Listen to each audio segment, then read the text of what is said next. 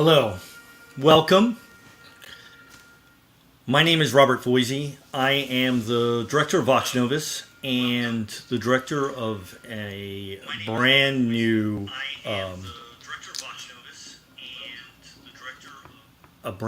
contemporary program called Contemporary Quartets. Sorry, had a little bit of thing playing in the background. So I'm the director of this new project called Contemporary Quartets. The idea is to bring some exciting, new, adventurous contemporary quartets into the fold and introduce them to some composers who are looking to get their quartets played. Today is a unique time. We're just going to have a little chat about one of the quartets that are in our roster for this last call we did, and they are a quartet based in New York City. It's the Argus Quartet, and I'd like to introduce Clara Kim and Giancarlo Mata. Hi, Clara. Hi, Giancarlo. Hi. How are you? Good. Thanks for having us. Oh, it's a pleasure. So, yeah, we're doing this new quartet project. This is the second iteration that we're doing it. So you guys are, we just did with one quartet to begin with. Now we have three quartets, and you guys are one of them. I was actually introduced to you by Blair Whittington, a fantastic composer and organizer out on the West Coast. But first, why don't you guys tell us a little bit about your quartet and what you do and how you do it? Sure. I'll jump in, and Giancarlo, feel free to jump in too when you feel like. We are the Argus Quartet. We are based in New York, as Rob said. And thank you so much, Rob, for having us on the program. This is super awesome and super exciting. One of the things we love to do is work with people.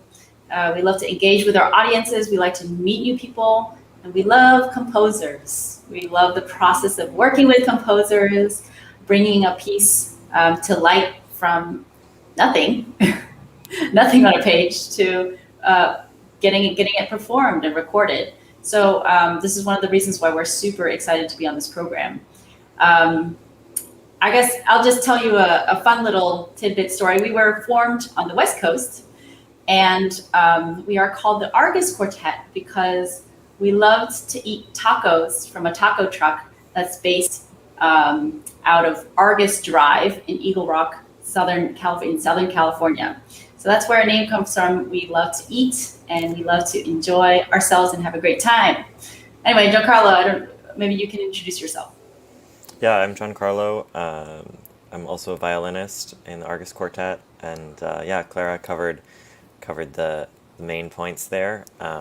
We're really passionate about working with composers and different types of collaboration that can surround that. So, working with composer performers and other performers that we bring into projects with composers, and the bottom line is we really just love connecting with other people and discovering wonderful music.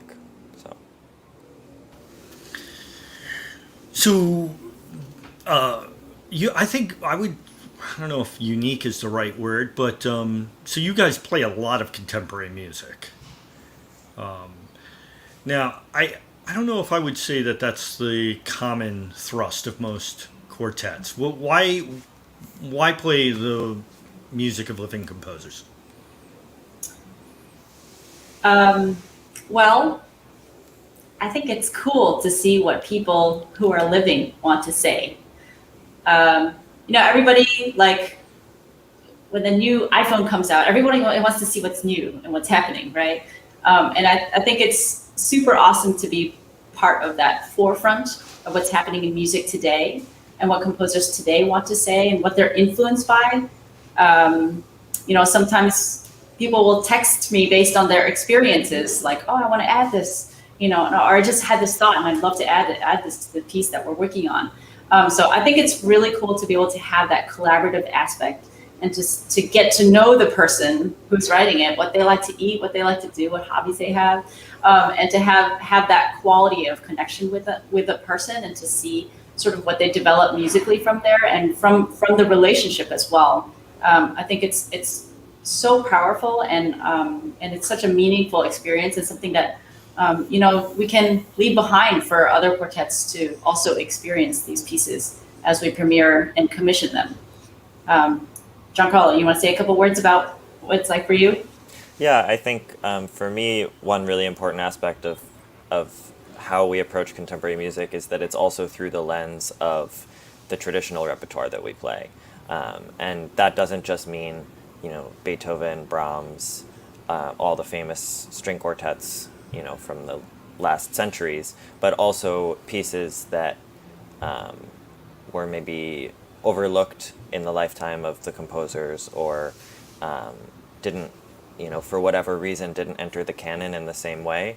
And I feel like trying to approach that repertoire, whether it's Brahms or whether it's something lesser known like Fanny Mendelssohn's string quartet, approaching that with the same commitment and spirit of discovery that we would approach a brand new piece that nobody's ever heard before, and using these sort of different types of repertoire to draw threads and find connections, and we find that it really influences how we play old music to study and perform and commission new music, and vice versa. So I think it's all about the connections between pieces, and the sort of tapestry that's created from really just trying to discover the spirit of a wide range of repertoire.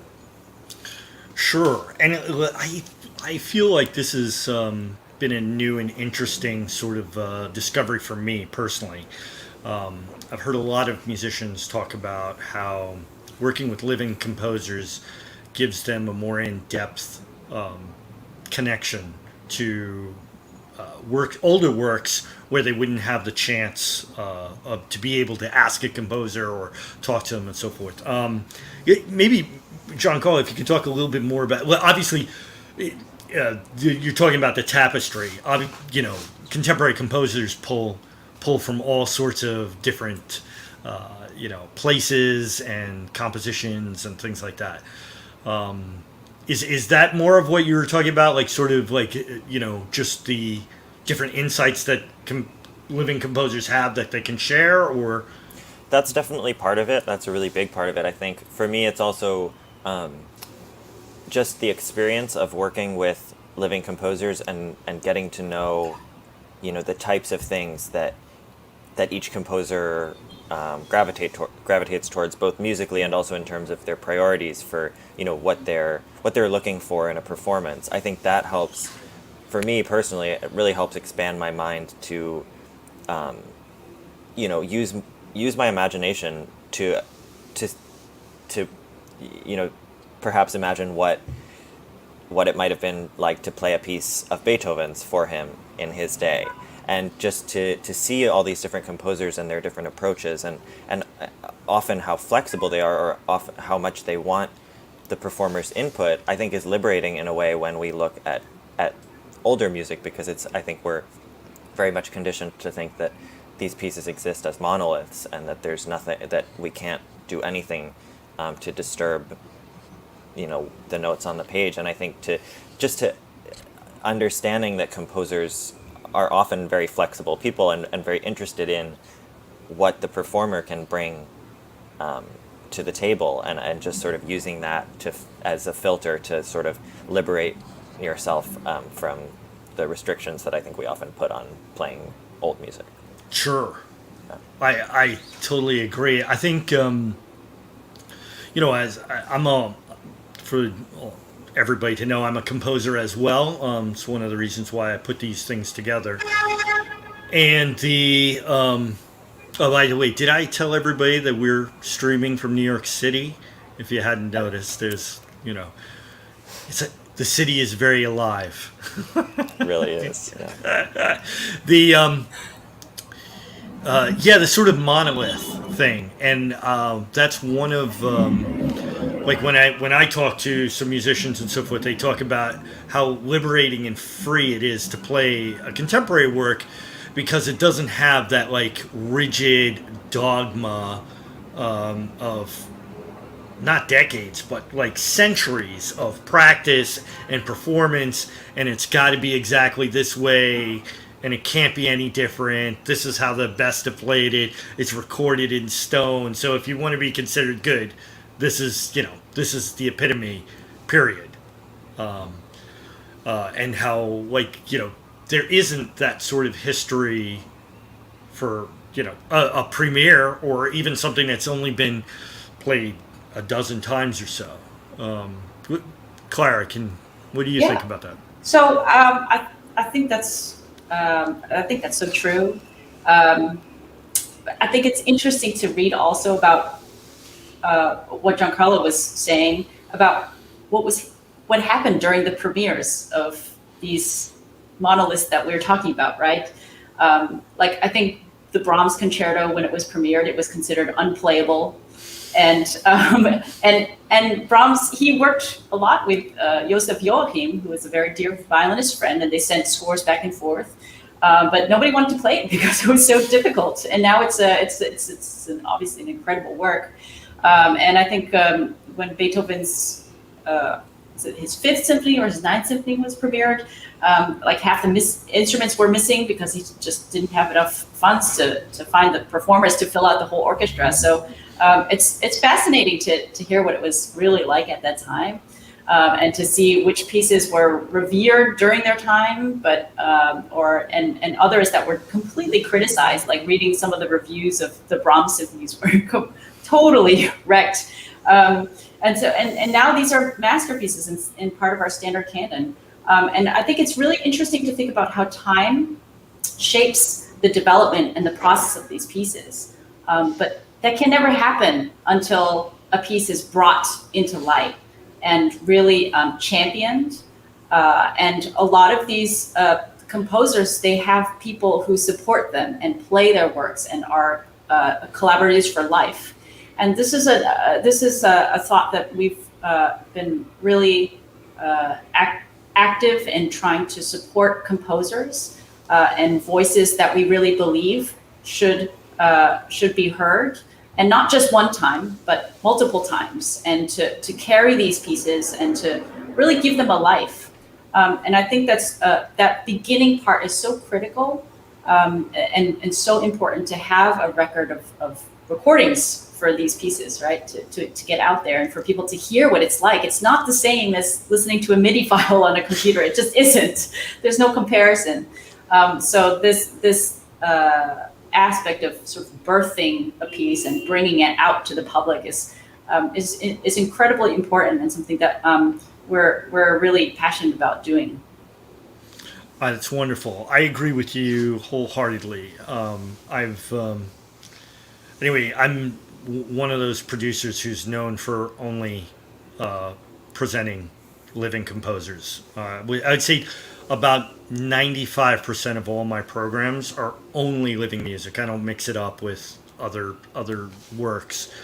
And part of the reason is just that, is that, composers need to hear their pieces, and audiences need to hear their pieces, and we need that feedback and reaction, of which, it evolves over time.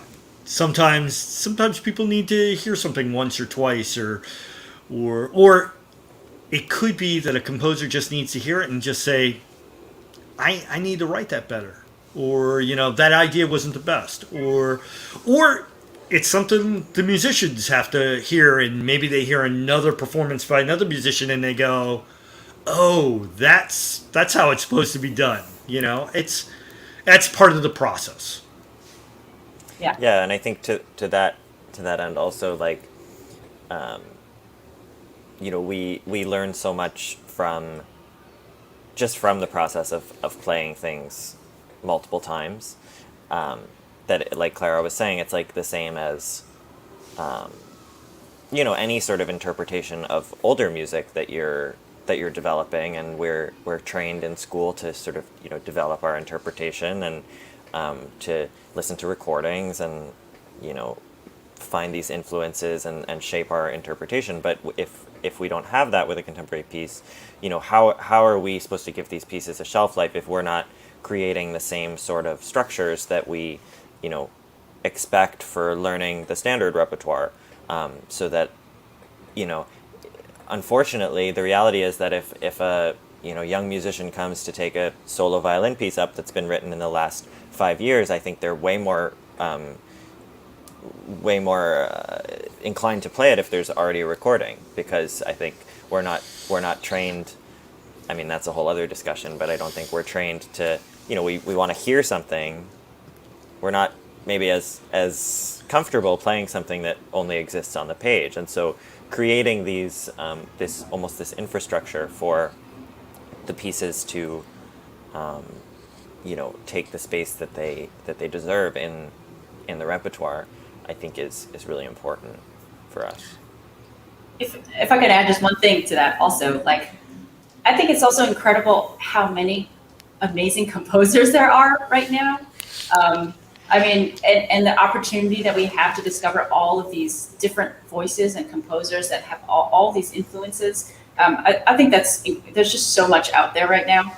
I think that's amazing. This is maybe my own personal thought, but I feel like there have been periods of time that have focused on a particular style of music, and it's been this is sort of the trend right now, so everybody's going to do that. And then it switches, and then there's this other trend that everybody sort of follows, or a particular, a couple of composers who might lead that sort of trend. But I feel like nowadays it's a little bit like anything's game. And I think that's really fascinating, that we can even, within one contemporary program, there's an incredible amount of diversity in the styles, the aesthetics, the backgrounds, the influences, the the training of these composers. There's so many different things that influence a piece, and I think it's wonderful to be able to serve these different composers and to hear these pieces come to life. Absolutely, I'm in total agreement. I think we have a wealth of music that's out there that is still waiting to be discovered, and for those audiences that are curious and whatever, there's ways to put together programs to be kind of an introduction, and maybe nobody's going to like everything, and you shouldn't like everything. Most people have aesthetics, and but take a taste of it, hear it. Maybe you'll find something that you really love, or someone or something that you enjoy a great deal that you wouldn't have experienced elsewhere. Yeah, and I think another thing about performing things repeatedly is exactly that. What that offers to the audience, because even as a highly trained musician, often when I hear a piece for the first time, that's not enough for me. If it's a world premiere, I'll go and hear it and maybe enjoy it very much, but still be eager to hear it a second time almost immediately if it's a compelling piece. And I think that's why something like of course we want to perform all these pieces live and for audiences in that way, but also having access to recordings, and especially now when perhaps not everybody feels safe going to concerts, or not everybody is in a place where it's accessible for them to go hear a world premiere, to have sort of recorded materials where people can I think that's the only way that people can really develop relationship or affinity to a piece, because it's so hard often to only hear it once, I think. So. Absolutely. Yeah.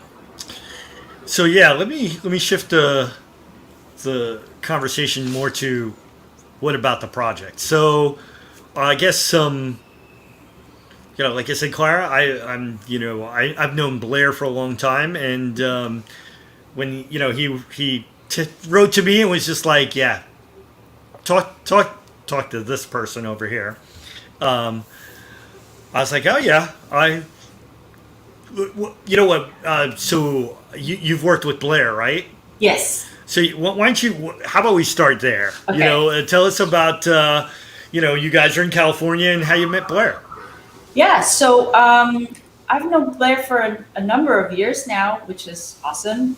And like I said, our quartet was formed out in California, so we love going back to Southern California whenever we have the chance. I miss it there so much. Well, the tacos, first of all, but also the weather and other things. And the music community there is so incredible, and that's one of the things I also miss. I mean, I love New York, don't get me wrong, but any chance I have to get to SoCal is awesome. And we finally had the chance for Blair and our quartet to work together, and we brought a program to his series out in Los Angeles, and that was amazing. And I remember that he fed us Portos, which is an amazing bakery. So I have fond affections for him and his friendship and he's been a great supporter and friend of the quartet for a long time, and we're just so thankful to have that relationship and for him to be able to introduce you to us. So the trusted, wonderful people.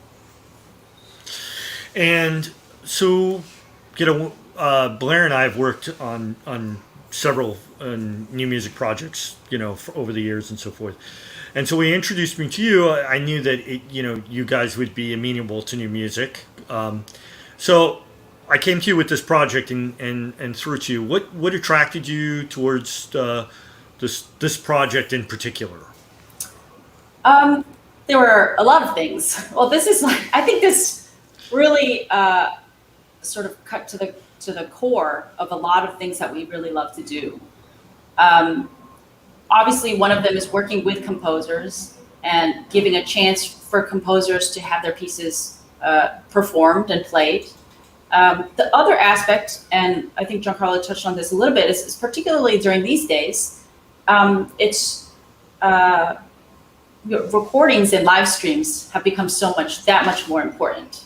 And I think that documentation, because it can live for a very long time, can be incredibly valuable to the composers, not only to hear their pieces, but that they can promote their own works through it, and to send it to people to listen to, and to use it as their signature and their stamp, right? So people can really hear it. And it's not possible without an opportunity like this. So we felt like this is such a great opportunity to have people apply, and to have the chance for us to be an active part of that process of bringing a couple of pieces to fruition. And hopefully these are pieces and recordings that will be helpful, not just for the premiere, but long after that.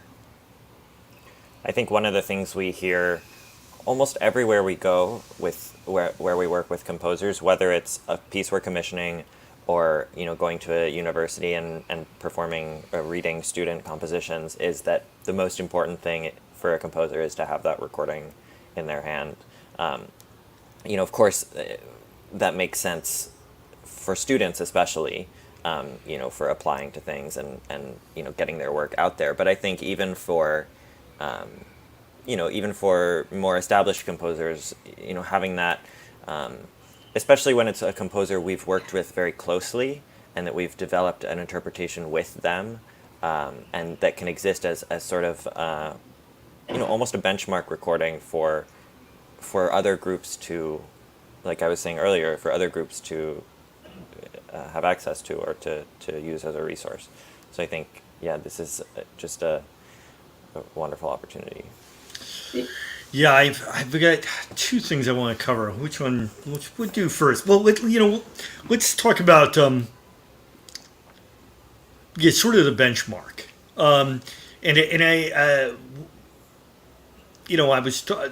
I just did a project with pianist Matthew McCright, and he was talking about sort of both the burden and responsibility and joy for being that sort of the kernel seed that's taking a new work that hasn't had a performance before or a recording, and trying to introduce it into the public.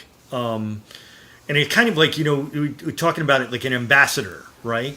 Someone who's really, so what do you, I mean, it seems like you're taking on that role, right? I mean, Yeah, I agree with all of the words that he chose. It's a mix of feelings there. I think it's an incredibly large responsibility for us to take on somebody's work, not only because it represents us, but it represents them and everything that they've poured into this piece of theirs. And I think it's on us to take the piece beyond the print. And the composer has their way of imagining it and their way of, they've lived with the piece probably a lot longer than we have. But when we get it, I think that's a very interesting point for the transaction of the music is now out of the composer's hand. And now it's up to us to be able to input all of our own experiences and and the things that we want to say, and to add that layer.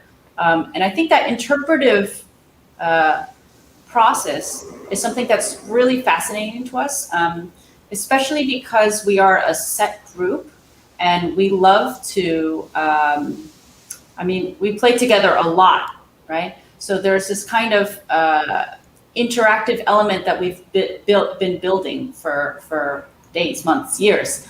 And so I think it's great to have that foundational support and to be able to use that as a vehicle for these composers' voices to come across. And it's interesting with new music because we also have the chance to ask questions, right? So this is one of the most fascinating parts of the process. With Brahms, you were like, okay, well, that's what it is, right? So we have to deal with it. But in the process of bringing a new piece to life, we can ask questions like, why did they choose this? And let's try to experiment with 3 different ways of why that might be. So searching for the meaning behind that. And maybe even offering some suggestions sometimes to see where the flexibility there is for our interpretation versus where the composer wants. So I think that gray area is so fascinating, and something that we're really interested in working on, and that we take that very seriously. I think that's the part that we really enjoy doing and digging particularly deep into that area. I think the most exciting thing for me is when, when the composer is in the room for the first time after, they've spent a lot of time alone writing the piece. We've spent a lot of time alone with the 4 of us studying the piece. And then when the composer is in the room for the first time, I think it's always really great when you sort of hit that golden ratio of them having their expectations met and them being surprised. And I think there's when you can hit that right in the middle, that they're like, this is really how I intended it, but also there's something new that I'm experiencing here, like that sort of third element, that whatever you want to call it, that that little seed that the performers are bringing to life with it. I think that's a really special moment. And we would hope that, as other quartets explore these works too, right, that the composer gets different points of view. I think that's so cool. Yeah. that it's the same piece, right? You can see the blueprint of the piece, but you can see it through different colors of glasses. So I think that's amazing. Yeah. Yeah, so I had actually one of my quartets played by Lanner at the last call that we did, and all I can say is, it's very personal for a composer, especially to get his first performance. It's or just anybody reading the work and talking about it. It's it's a tough experience in a lot of ways, and we're looking to write our best pieces, as anyway, that's part of the craft. And let me talk a little bit about what the project is and what we're doing. So what we do is we put out a call for composers who want to produce their quartets. So this is it's not really like a call for scores where people like write for a quartet. It's not a competition. It's about composers having a quartet that they don't have a performance for, they don't have a recording for, they have a they haven't heard the piece played. It might be a really older piece of theirs. Like mine was actually the first quartet I wrote.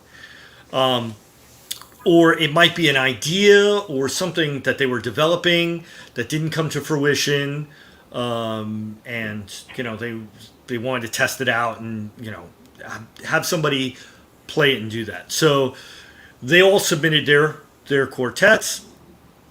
We collected them, and then there's a sort of selection process where the three quartets review all the pieces, and we decide like which ones are the best fits and so forth, and then we start pairing them up with composers, and then the quartets go back and they take a look at the pieces, they work on it a little bit and so forth, and then we have a couple of recording sessions where rehearsals basically, where we get to meet with the composers get to meet the quartet, and they have that sort of rehearsal experience. And then we do two of those, and then we do a live virtual recording of the piece. For posterity's sake. Now, anyway, you guys are kind of veterans for like recording composers' works. Have you done this exact format before, or is this new? I think this particular format is new to us. We've worked, of course, a lot with different composers, but I think it's unique to have this format where the composers are also the producers. So I think that's definitely a new aspect to us, and I think it's also interesting to see. There's no sort of age limit or any sort of restrictions for who can submit. So it was great to get some submissions that are from people that are young professionals or people that are old but not professional composers, but maybe had a piece that they wrote 40 years ago or something. I think that range is really wonderful to be able to have that opportunity available.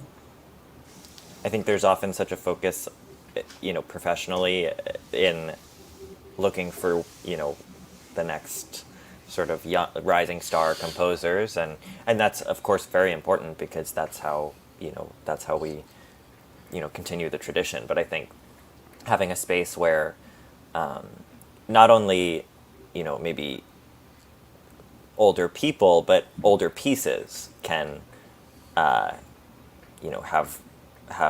a space to be heard, because I think that's another thing where often there are pieces in a composer's back catalog where maybe it got a premiere and then they made some revisions and it didn't have a second performance, or they got a recording with one instrumentation but they changed the instrumentation a little bit and wanted to improve the piece in that way, and then it sort of sat on the shelf for a while. So I think that's really cool, looking at some of the scores and seeing, reading the descriptions of the history of how these pieces were written, many like decades ago and in this context, but now we're bringing it, into a new context and giving it, attention again, which I think is it's cool to be a part of that. So. Yeah. And so have you guys done an online rehearsal with a composer before? Yeah, like where we're in the same place and then we're sort of virtually corresponding with the composer. Sure. Have we done that? We have done that. Yeah. We have done that. More often, I think we've maybe sent sort of phone recordings to our composers, how does it sound? We'll record clips for them to sort of review.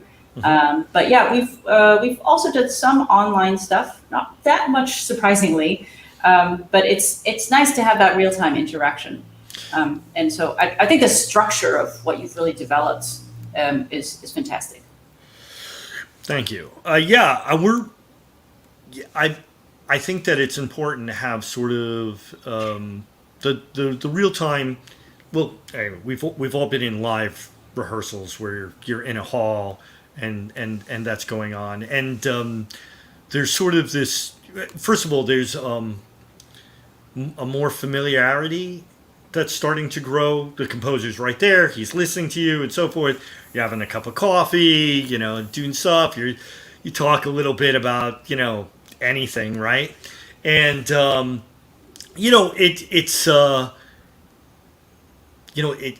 it's different when you know the person, right? And when Yeah. it's just a name on a page. Obviously, you're a professional. You're taking the same care to play the piece, but it's a familiarity that all of a sudden you're starting to have. Like, okay, now instead of seeing that name, you have a face, and that face is out in the audience, and anyway, you guys work with a lot of composers, so anyway, we're a wide variety of really weird people, but but it's like some people are really quiet, some people are really loud, some people are, and that all helps with the dynamic of the rehearsal, right? And for good and for bad, there's so that was one of the ideas that I felt was that would help this whole process go forward. Yeah. And for the audiences also to understand that these are living and breathing pieces in a lot of ways. They're not these monoliths, and, which I think people should go out to like Lincoln Center and all these, the big halls and so forth, and see Brahms and see Beethoven and Bach, and for sure but it's they're old. Those pieces are old. It's not something that's like living and so forth. And that composer might be in the audience too, like you might listening to his piece. Yeah, so you're excited about it. So you guys have finished your selection process. Maybe we won't hint on who's going where just yet. But are you excited about the recordings coming up? Oh yes, definitely. That's definitely, I think, what I would agree with Giancarlo. Just meeting the composers is just it's wonderful to meet them and to put a face and to hear their voice and to hear from them about what inspires them and so on. That's one of the most rewarding parts of being able to work with composers and to build that relationship. And I just also want to add, like, I think hosting it on a virtual platform, I think is great, because we've all, obviously, over the last year or year and a half, we've gotten really familiar with it and used to it. But I think having this as an opportunity for composers who might not be local to New York and to be able to have that connection still, of course, it's not the same, but it offers something very unique, I think, and something that can be very advantageous for a project like this. And that brings up two points. Let's talk about just the connectivity of it. So that's the, there's lots of ways to work. But yeah, so this is I think we've got composers from around the world that submitted. So it's an opportunity for a composer to have this sort of rehearsal, live and in person and so forth. And like, how important do you think that is? You mean the workshop component? Both the workshop and the performance part.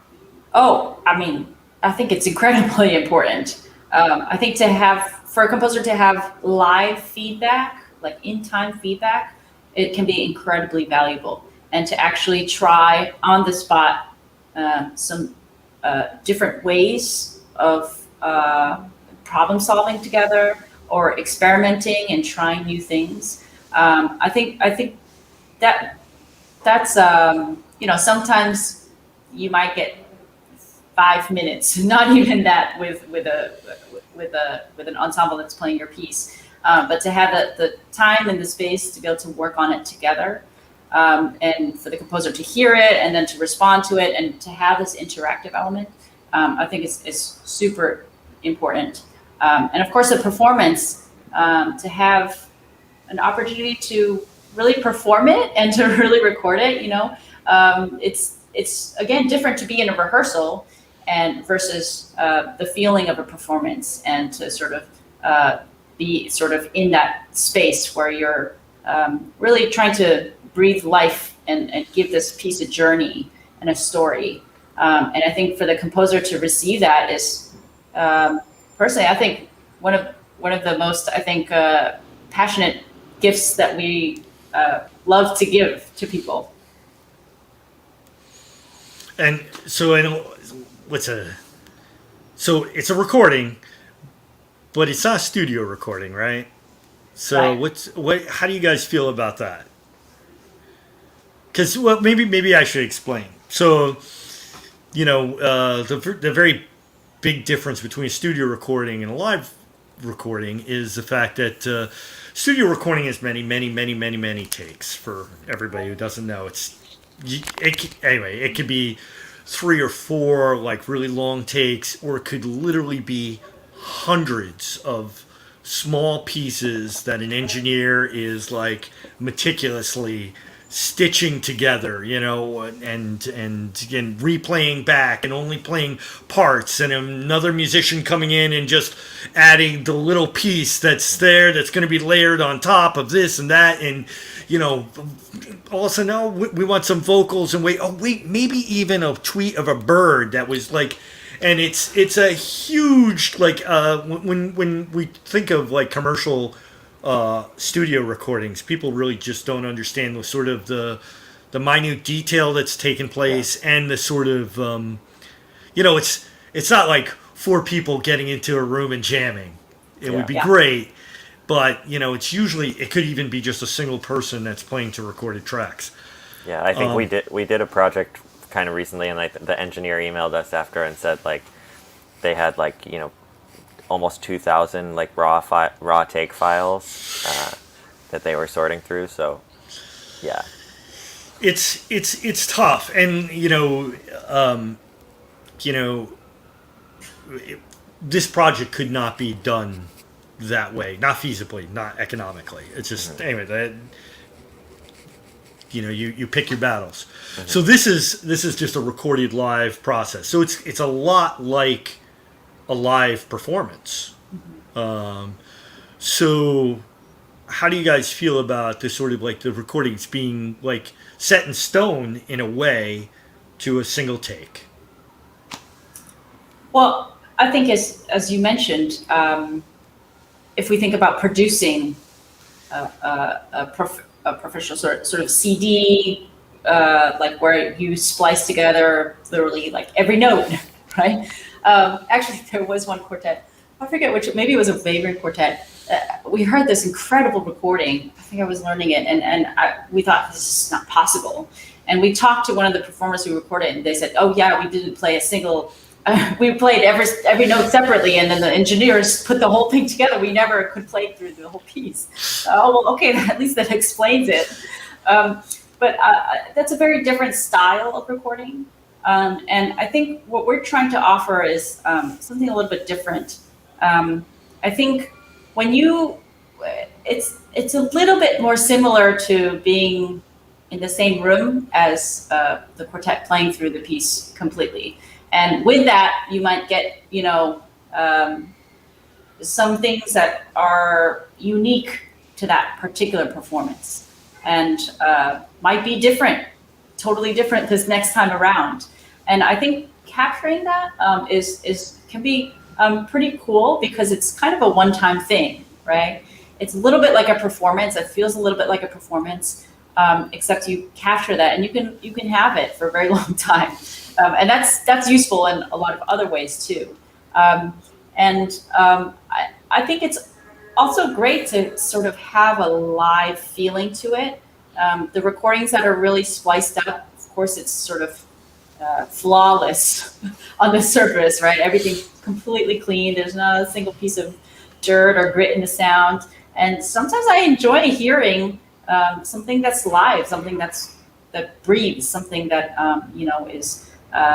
is human and has that quality. It retains that quality to it. And I think that's a part of, well, talking about recordings can again be a whole another discussion, but that industry has developed in so many different ways. But the sort of essence of being able to capture something in the moment that's unique to the moment, I think is a special opportunity and something that I think could be super cool for a project like this, where you might hear a little bit of like a squeak of the chair or somebody breathing. And I think that's part of the music too. And that's something that we can experience in the room with the performance. Yeah, I agree wholeheartedly. And then for me, I think the next sort of interesting thing, and it's kind of both of the branch of like our current environment, but more of like I would say the direction of which at least contemporary music is going in is that for many centuries there's been a tradition of concert going, and maybe in another conversation between us we could all talk about it. But there's the sort of like the between movements and when a piece ends and when you clap and when is it appropriate to do, there's an etiquette of which let's just say I have a mixed sort of feelings and approach to it, especially like I'm also an electronic composer where a lot of audiences don't know that the piece has ended until the composer starts to clap. Anyway, Classic. it's a hurdle to be Sure. to get over. But in this case, so like some of those traditions I think are great, and some I think maybe need to be abandoned. I know a lot of people there, like during a concert performance, like, but like jazz performances encourage people to clap and cheer and so forth, and there's definitely there's agenda, right? Obviously, if you're in a recording session, you don't want your audience to scream out, but in a live performance. Well, what do you guys think? Do you like it if somebody I love it. Yeah, right? I love it. Like, even if I wish sometimes, like, if somebody had played a great solo, like the audience was, like, I mean, we don't get to hear from them until the very end of a piece. Sometimes that can be 30 minutes, north of 30 minutes. And it's, and of course there is a camaraderie. We feel the audience, and we do feel them, right? But that interaction, I couldn't agree with you more. I think they're as much part of the performance as we are. And I think like so, and with this, I'm just gonna like maybe throw up a couple of things. I don't know if our engineer can he throw up some of the comments from the? Is he back there? There he goes. That's from Thomas Piercy. These are just like some of the people that have been watching, us here. That are commenting, throughout the. Oh, hi, Kathleen. Oh, hi, Kathleen. And I think that it's a unique way for two things. Audiences, when they're listening, like it's music, right? And even though there's a visual aspect, in general, I mean, how many audience members do you know close their eyes and just listen to the music? I do it all the time. It's your main focus is with your ears. So you can sort of multitask. Like, anyway, I'm not saying audience members should be making dinner while they're listening to our concerts, but they can. You can chat to the person next to you without interrupting the performance, which is, I guess, a different communication. I mean, there's arguments for and against, but audiences still have that. When we're talking about like a live performance, they have that opportunity to sort of interact, and the other thing that I like about this is just like when we have the rehearsals and the composers in the room. In a lot of ways, the audience member can be in the room. There's a chat that we have, and they can ask questions, they can give feedback, they can, and we can respond in real time. And I think that's, especially these days, is a great way for audiences to sort of, you get that familiarity that we were talking about before with composers and being in the room, that they can have that same familiarity with composers and with musicians. And how what do you guys feel about that? And have you experienced it in some of your other projects? Giancarlo, do you have any thoughts? I feel like we haven't really done much audience well, I don't know. It's been difficult this year, but it's great to have audience interaction and to be able to engage with the audience. That's, I think, one of the things I miss the most about live performances. But to have this opportunity for the workshop and the performance, to have that interaction with the audience too, it's definitely a different layer and something that at least gives us a lot of encouragement. I think when we're doing a virtual in a virtual scenario, where we don't have that immediate feel, we don't feel the audience, we can't sense them, we can't hear them, we can't hear their applause, and to have that sense that they're there with us and as much still part of this experience as possible. I think that's honestly maybe one of the biggest things I've realized during the pandemic. The audience is so critical. We can play music, but somebody needs to hear it, right? So I think it's so important to have people out there who are curious about learning about these composers, the process, hearing the pieces, hearing them in their own homes, especially for people who may not have the ability to hear it normally, either because they don't have access to it, or maybe they have a small child at home who would make noise in a live concert hall. These are opportunities, I think, that we can all think about and enjoy still that community feel in a different way. Well, guys, I want to thank you so much for being part of this. I'm always particularly touched when I run into the champions of new music. As a composer, it's a arduous project to sort of you write the music, of which can be difficult, and then it's a whole nother job to sort of get it out there in two people, and it's as much as we like to think of it as part of the job and part of the process, it's still personal. So it's great when we have musicians as great and as caring as yourselves. Take it up. Meanwhile, the horn is blown. Do you guys want to add anything, or plug something, or what do you? I mean, we're super grateful for this opportunity. I just, to speak for myself, I really enjoyed looking through all of the works, and getting to know these composers who, I think, obviously there, as Clara was saying, there are a lot of composers in the world, but I think it does, it was, all of the composers were totally new to me, which I think is wonderful, and it's always great to hear new music, new voices, new perspectives and stuff. So I think, it's going to be really fun.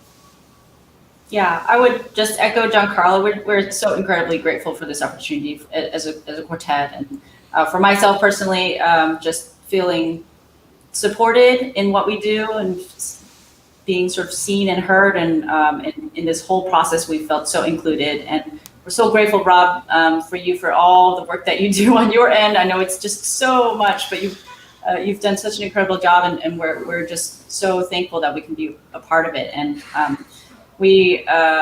I would say the same as Giancarlo. That all the compositions that we've seen have were amazing. It was really difficult. It made it so difficult to choose. But just knowing how much music is out there, and it just makes us believe in what we do even more in supporting composers. So we're just thank you so much for everything that you do to make this possible. It's my pleasure. Thank you. And just another comment, the all these productions is you see the three people here, and but there's a giant team that's always working back, with the calls and with the engineering and so forth and everything. And I want to thank Virtual Concert Halls and Fedor. I don't know if Fedor, you want to come out and just take a bow? Is he there? This is one of our engineers just for this chat. Hey, Fedor, part of Virtual Concert Halls. And it's all about bringing everything together and so forth. And thank you guys, and everybody stay tuned for more.